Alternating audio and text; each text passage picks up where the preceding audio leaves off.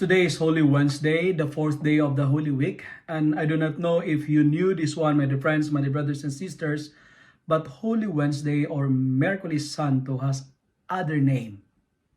Some called it Spy Wednesday. Why? Because it is the day that Judas dealt business with the chief priests. Today is the day that Judas sold his master by betrayal. In today's gospel, from the account of Matthew chapter 26, verses 14 to 26, Jesus went to the chief priest and said, "What will you give me if I betray Jesus to you?"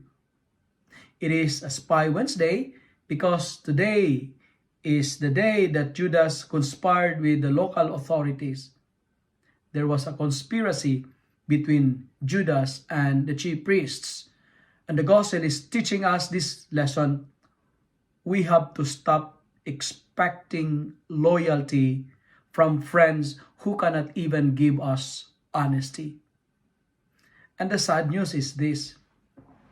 Judas sold Jesus by only 30 pieces of silver. That's the amount of the conspiracy.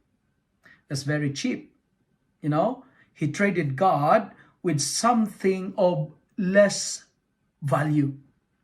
My friends, my brothers and sisters, it is sad when people choose money over relationship. It pains me when people choose money over the value of relationship. It is sad when family were destroyed because of money. It is sad when people sell their values and their virtues. It is sad when money overpower over human dignity. When we keep the money and allow others to die, it is a conspiracy.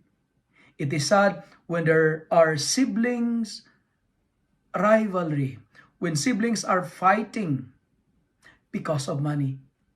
Friends, if you are to ask to pick one, what will your choice be? Are you going to pick values or dollars? Are you going to choose money or dignity? Will you pick relationship over the value of money? The one we choose determines who we are. God or gold? The choice is yours. Nowadays, I find it sad because there are moments in our life that we trade God for a cheap amount. Many choose to work even Sundays, right? Others forget to pray. No time to pray, but they spend overtime in games, in recreations, in their gadgets. Some relationships were destroyed because of money. You know what, my dear friends, my dear brothers and sisters, money is good, but too much attachment to it is very dangerous. The love for money is the root of all evil. Let me clarify this. Money is not intrinsically evil. We need it. We need it to survive. In moments like this, we need money. But what is make it evil is our unrighteous attitude produced by money. Because people tends to be greedy rather than being generous when they have money. Others tend to be selfish rather than being selfless. We have to be careful because the devil is very cunning. The devil is very wise. The devil is looking for another Judas to deal business with. The devil is looking for another Judas to conspire to destroy our faith. We need to be careful because the devil is using money to destroy the church, to destroy the government, to destroy family, and to destroy relationship, and even to destroy yourself. Be careful, my dear friends. That's why the antidote of conspiracy, we are invited to value honesty and loyalty. Let me end my reflection by saying we have to cure betrayal by building trusts in God. Hope in God. Place your trust in God alone.